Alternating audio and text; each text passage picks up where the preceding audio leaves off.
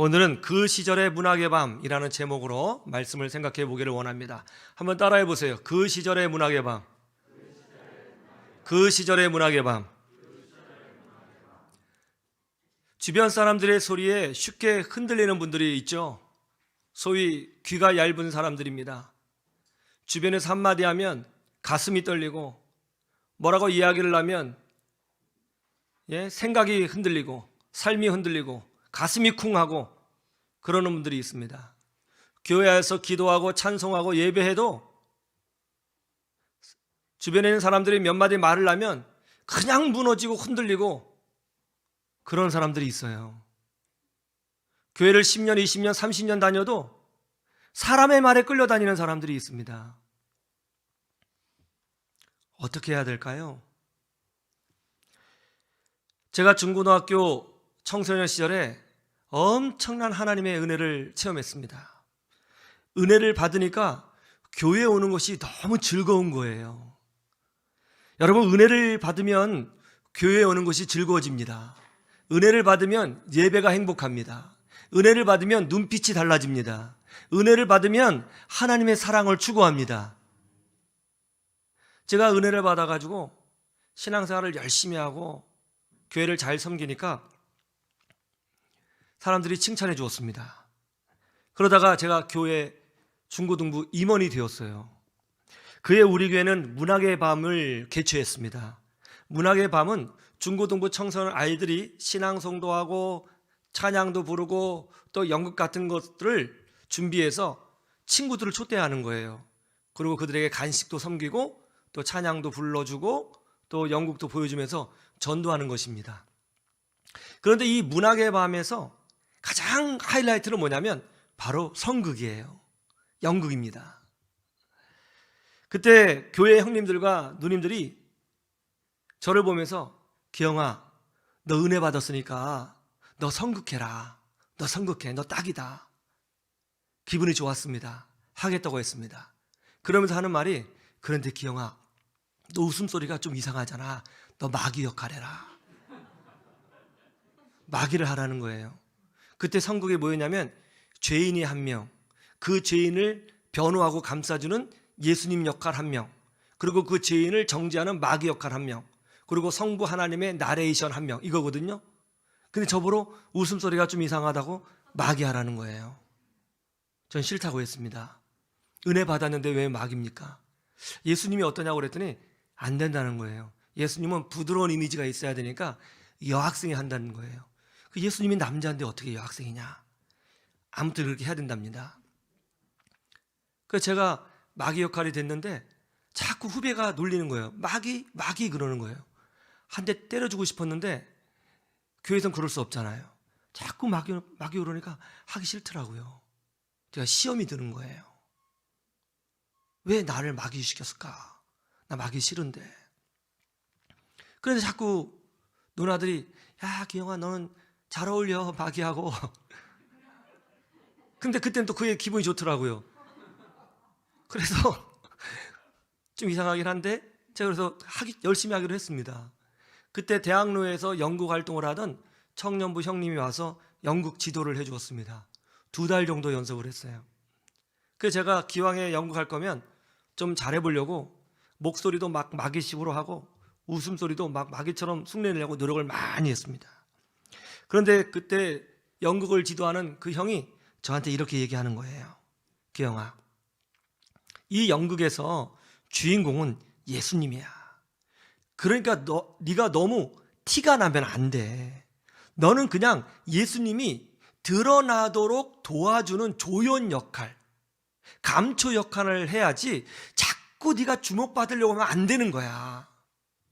그러면서 한마디 더 해요. 너 때문에 예수님이 드러나면 그게 좋은 거잖아. 지금 생각해보면 청년 형이라 해봐야 27, 8인데 참 대단하다, 그런 생각을 합니다. 그의 문학의 밤 성극이 대히트를 쳤습니다. 예수님의 사랑이 잘 드러났어요. 그때는 아이들이 순수해서 성극을 보고 눈물을 흘리는 아이들도 있었습니다. 전도가 잘 됐습니다. 얼마나 기뻤는지 몰라요. 세례 요한이 세례를 주고 있었습니다.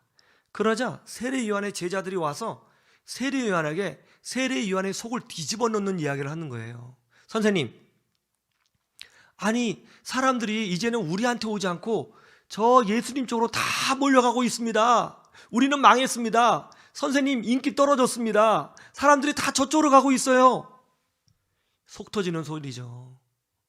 생각해 보세요. 목사님, 교인들이 다 빠져나가서 저쪽 교회로 가고 있습니다. 그 얘기 듣고 좋아할 사람이 누가 있어요? 화나지요. 속 뒤집어지죠. 지금 그런 상황인 거예요. 다른 사람도 아니고 세례 요한의 제자가 세례 요한을 찾아와서 사람들이 다 예수님으로 가고 있습니다. 선생님은 이제 망했습니다. 기분 좋겠어요? 여러분, 항상 살다 보면 내 속을 뒤집는 말을 하는 사람들은 내 주변에 있는 사람들이에요. 내 주변에 있는 사람들이 나를 혼란스럽게 해요. 내 주변에 있는 사람들이 나를 무너지게 합니다. 지금 세례 요한이 그런 상황이에요. 선생님, 이제 망했습니다. 사람들이 다 예수님에로 갑니다. 선생님의 존재는 무의미해지고 있습니다. 화가 나죠. 그런데 세례 요한이 뭐라고 얘기합니까? 기쁘다는 것입니다. 그게 기쁘다는 것입니다. 그러면서 뭐라고 얘기해요? 주님은 흥하셔야 되고 나는 쇠하여야 하리라. 그러자 세례 요한을 약 올리던 사람들이 다 떠나갔다는 것입니다. 예수님 때문에 기뻐하니까 세례 요한의 귀에다 대고 속삭이던 사람들이, 선동하던 사람들이, 세례 요한의 마음을 흔들려고 했던 사람들이 다 떠나갔다는 것입니다. 여러분, 지금 이 시대에 우리에게 필요한 것이 이 세례 요한의 영성 아니에요?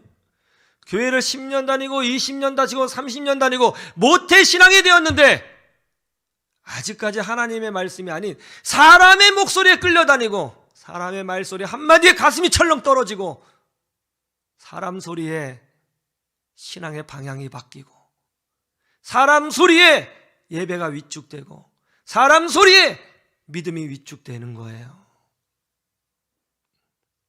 주여 주여 부르짖고 찬송을 하는데 사람 소리 보는 거예요.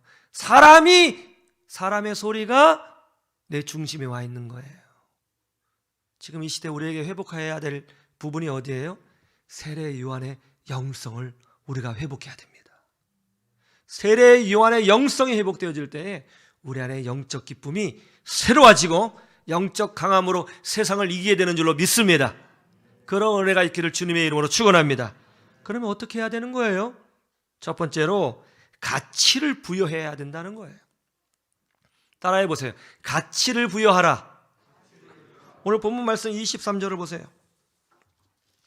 23절 다 같이 시작.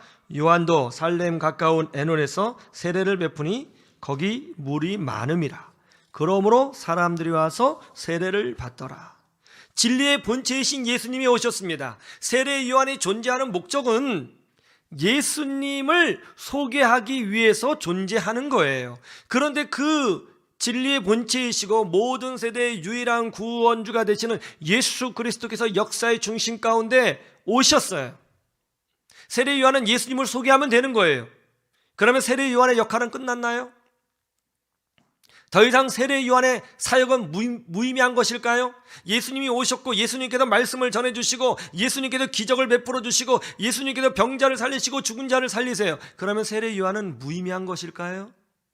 그렇지 않다는 거예요. 오늘 보니까 세례 요한은 묵묵히 세례 요한의 일을 하고 있어요. 그러면서도 세례를 주고 있어요. 많은 사람들이 여전히 세례 요한에게 세례를 받고 있어요. 그러면서 세례 요한은 그들에게 예수님을 소개하고 있어요. 여전히 많은 사람들이 세례 요한을 통해서 예수님에게 가고 있어요. 세례 요한을 통해서 예수님을 받아들이고 있어요. 세례 요한을 통해서 복음을 받아들이고 있어요. 세례 요한 필요합니다. 무의미한 사람 아니에요. 자기 할 일을 하고 있는 거예요.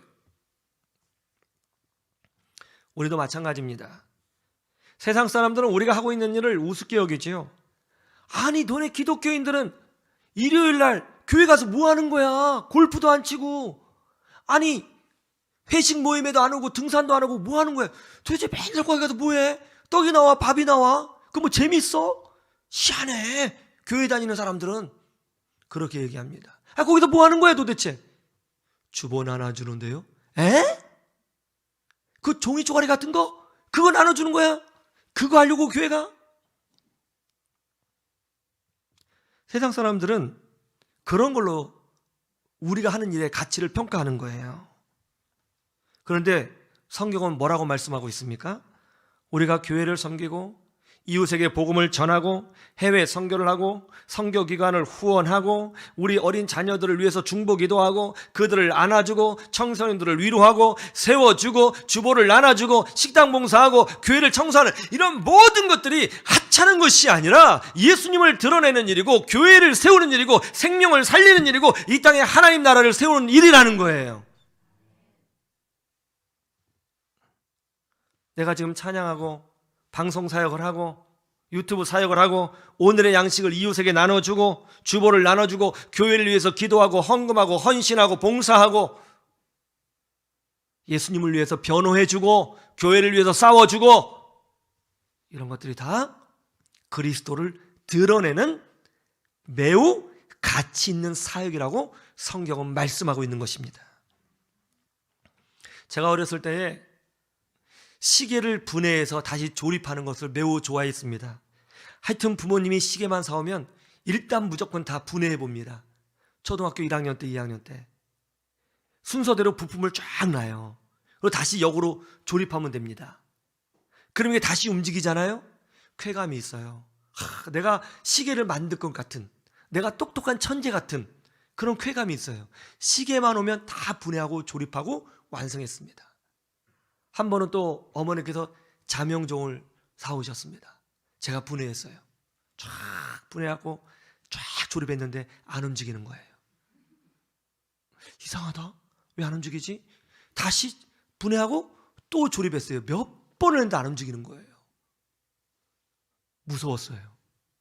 가만히 탁자에 놔뒀습니다. 어머니에게 몇 대 주고 맞았습니다. 근데 저는 맞으면서도 이해가 안 됐어요. 이게 왜 안 움직일까? 몇 달 지났을까요? 동전이 장롱 밑으로 굴러 들어가는 거예요. 그 30cm 작아지고 장롱 밑으로 흐트러면서 동전을 꺼내려고 했는데 동전이 안 나오고 플라스틱 같은 건데 그 톱니바퀴가 끌려 나오는 거예요. 조그만데.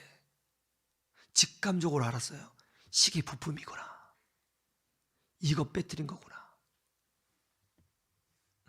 작은 것 하나 때문에 시계 전체가 망가진 거예요. 작은 거. 여러분, 작은 거는 안 중요한 거예요?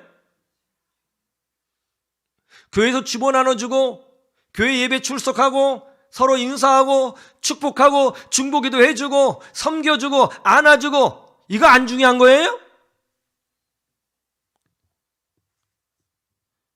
교회를 위해서, 주를 위해서, 하나님 나라를 위해서 그 범위가 크든지 작든지 모든 일은 다 그리스도를 드러내고 교회를 세우고 하나님 나라를 세우는 소중한 일이요 가치 있는 일이라는 것을 여러분 아시기를 주님의 이름으로 축원합니다.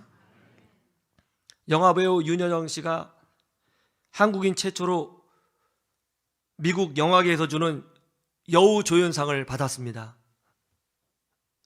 이 상을 받은 사람은 미국 아카데미 시상식에서도 상을 받을 가능성이 많다고 그래요.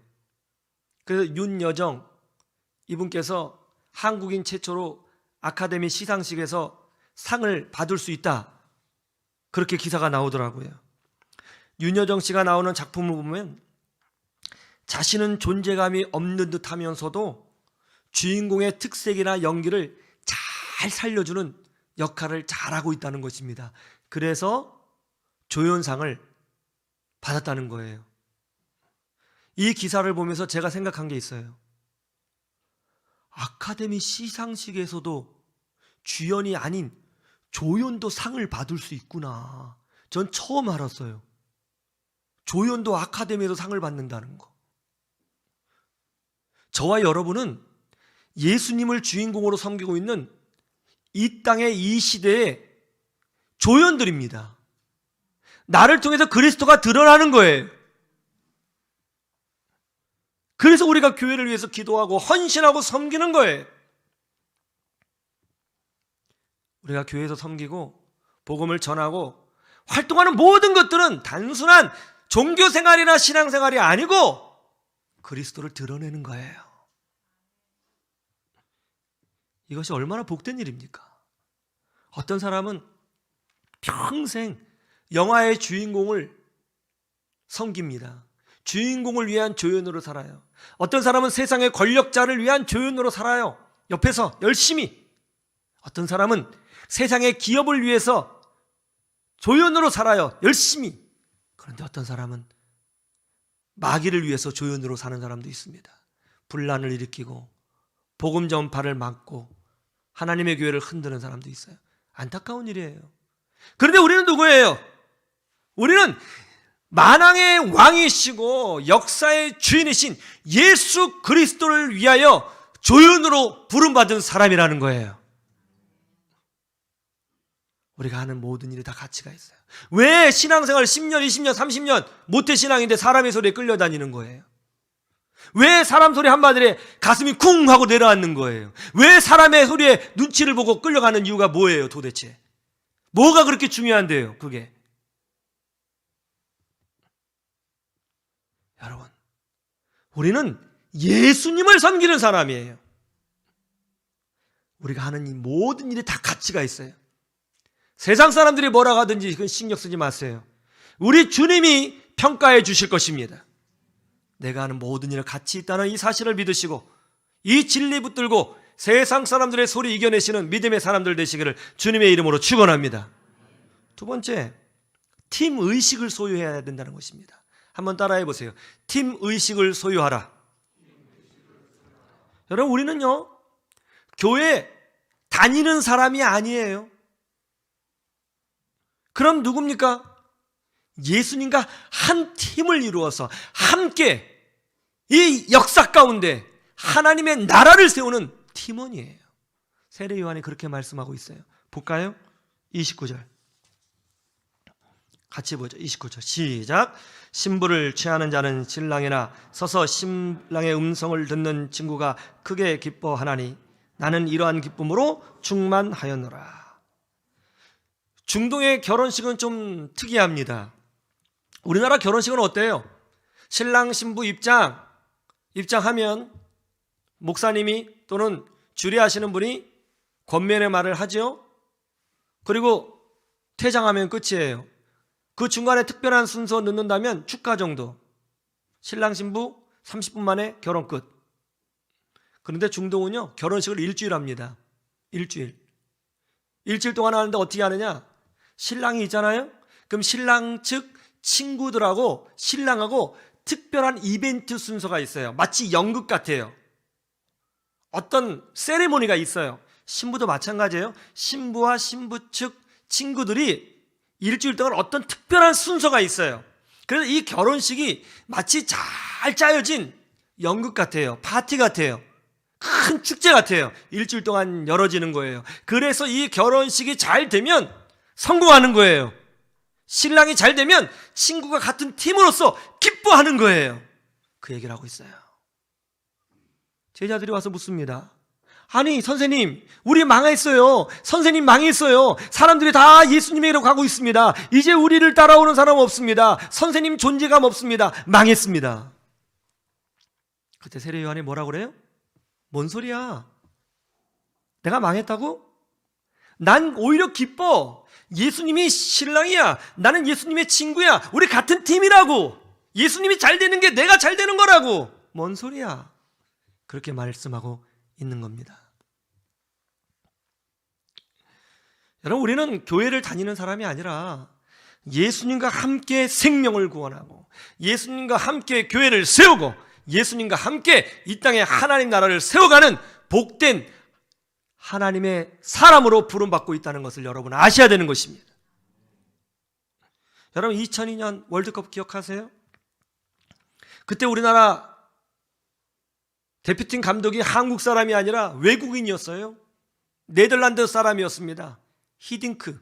그분이 우리나라 감독이었죠. 이 외국 사람이 우리나라의 승리에 얼마큼 공감해 줄 수 있을까? 혹시 돈만 받고 떠나는 것은 아닌가? 이런 의심이 있었더랬습니다.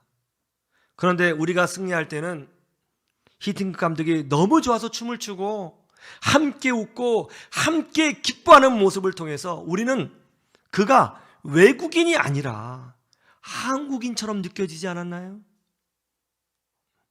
이것이 바로 같은 팀이 주는 능력이요 신비인 것입니다. 우리는 하나님과 함께, 예수님과 함께, 주의 백성들과 함께 교회를 세우는, 하나님 나라를 세우는 존재예요. 이것을 에베소서 3장 6절에 이렇게 표현하고 있어요. 찾아보세요. 에베소서 3장 6절.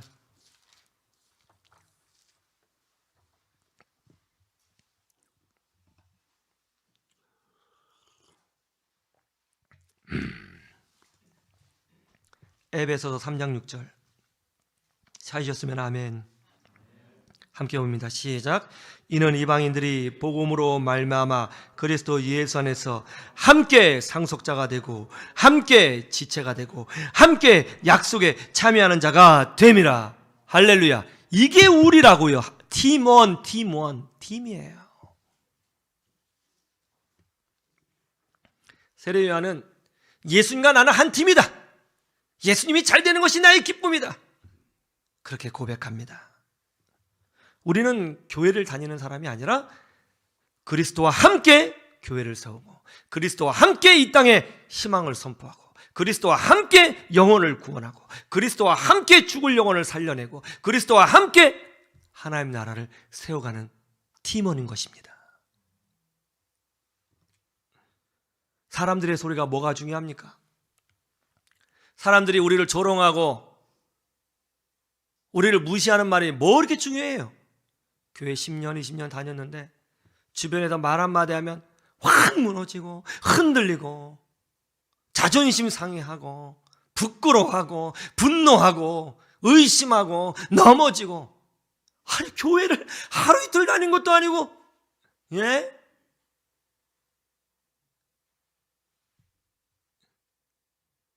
근데 그 사람 소리에 흔들려요? 우린 팀원이라고요. 함께 세워가는 사람이라고요.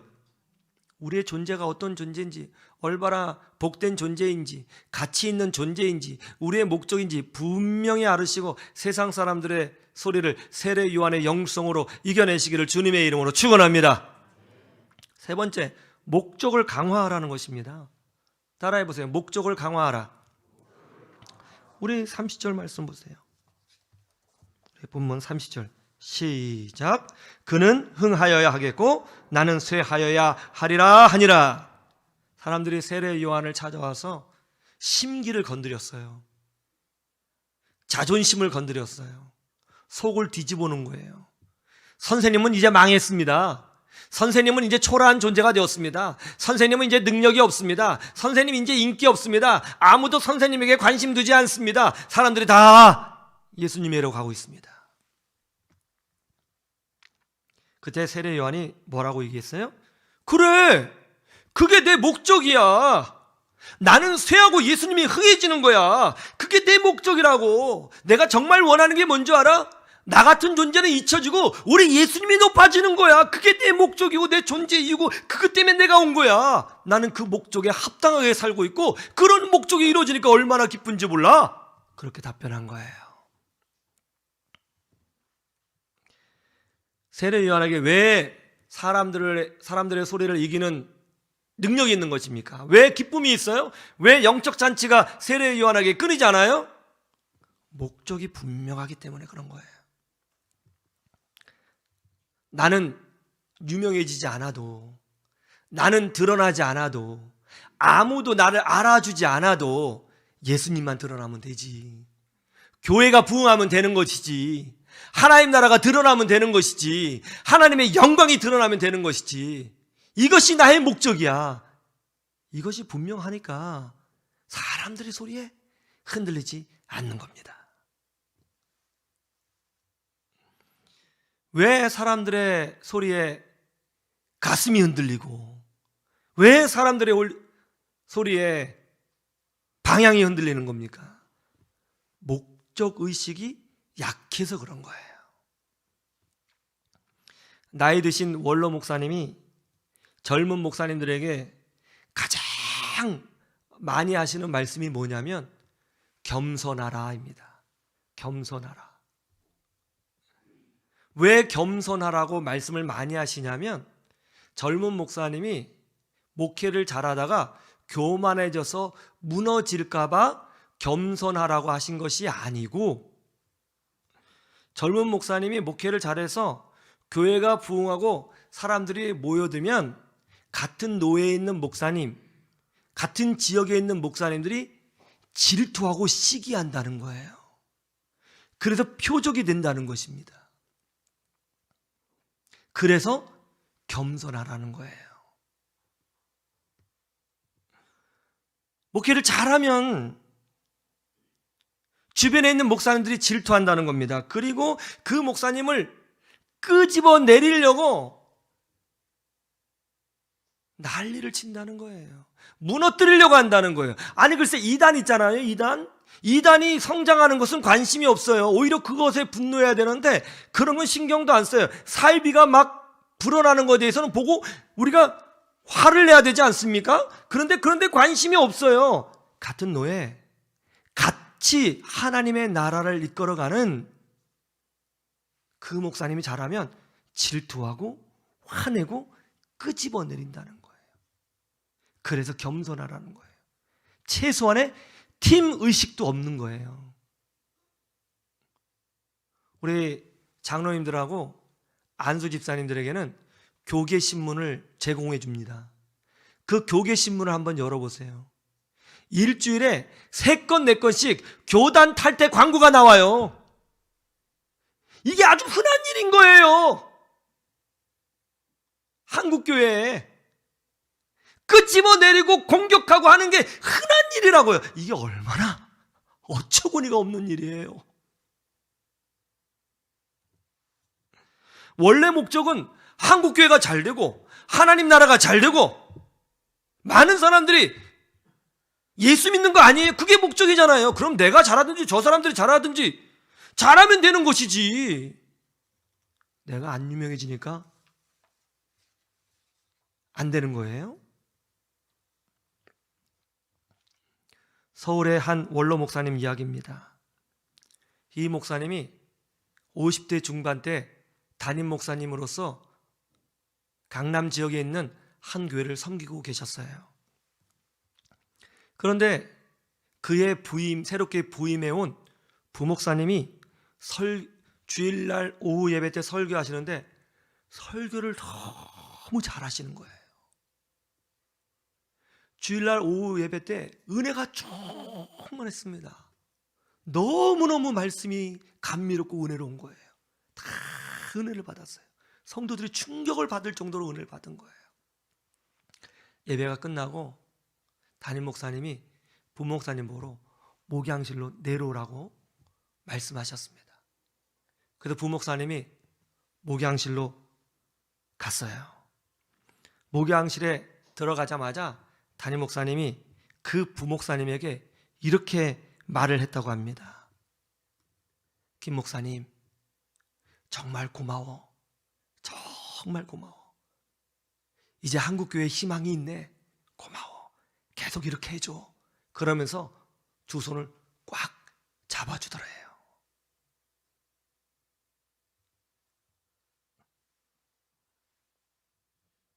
이것이 바로 목적의식이 분명한 거예요. 왜 신앙생활하면서 주변 사람들이 하는 말에 귀가 이렇게 확 넘어지고 무너지고 흔들리고, 이 코로나 시대에 우리에게 필요한 게 뭐라고 생각하십니까? 세례 요한의 영성이에요. 세상이 뭐라고 하고 주변에서 뭐라고 하든지 그리스도를 높이는 일에 정진하는 그 영성이 필요한 거예요. 여러분, 우리가 하나님 나라의 조연으로 부름을 받았는데 기왕 조연이 되실 거면 명품 조연이 되세요. 그래서 하나님 앞에 잘했다 칭찬받는 주의 백성 되시기를 주님의 이름으로 축원합니다. 축원합니다.